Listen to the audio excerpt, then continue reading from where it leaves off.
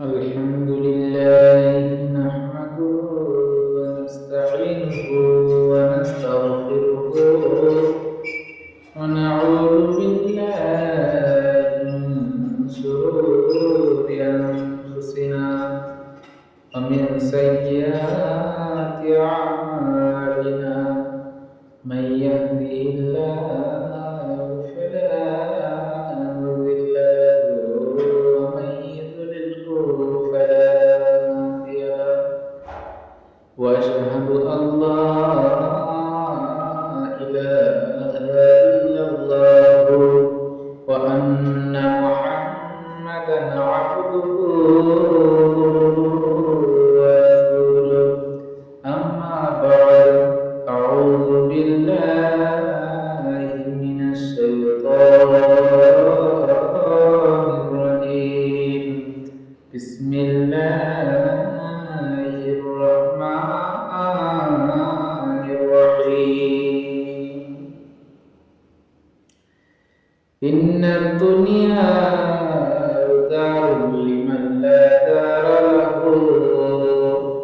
ومال لمن لا مال له ولها يجمع من لا عقل له নবী আমার বলেছেন ইন্নাদ দুনিয়া দারুল লিমান লা দার লাহু নিশ্চয় যাদের পৃথিবীর জমিনে ঘর রয়েছে তাদের আখিরাতে কোনো ঘর হবে না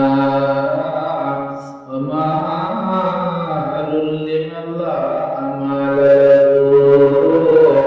যাদের দুনিয়ার ভিতরে টাকা পয়সা মাল সম্পদ ধন দৌলত রয়েছে তাদের আখিরাতে কোনো ধন দৌলত টাকা পয়সা মাল সম্পদ হবে না। কেন নবী আমার বললেন যে এই দুনিয়াতে যাদের ঘর রয়েছে তাদের আখিরাতে কোনো ঘর হবে না। যারা পৃথিবীর জমিনে আল্লাহর ইবাদতকে ভুলে গিয়ে আল্লাহর ইবাদতকে ছেড়ে দিয়ে তারা ঘর বাড়ি বিল্ডিং কারখানা করার জন্য লেগে পড়েছে তাদের আখিরাতে কোনো ঘর হবে না। আমালুন লিমান লা মাল লাহু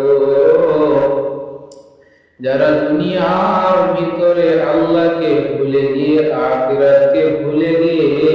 আল্লাহর ভয়কে উঠিয়ে নিয়ে শুধুমাত্র তার নফসের অনুসরণ করে মাল সম্পদ টাকা পয়সা রোজগার করে দিয়েছে কামাই দিয়েছে তাদের আখিরাতে কোনো মাল সম্পদ দেওয়া হবে না। ওয়ালা ইয়াজমাউ মান লা আক্লা লাহু আর যারা পৃথিবীর জমিনে মাল সম্পদকে জমা করতে আছে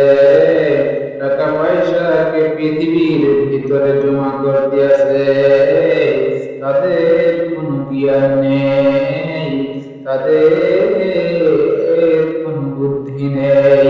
কেন নবী আমার বললেন যারা পৃথিবীর জমিনে মাল সম্পদ জমা করতে আছে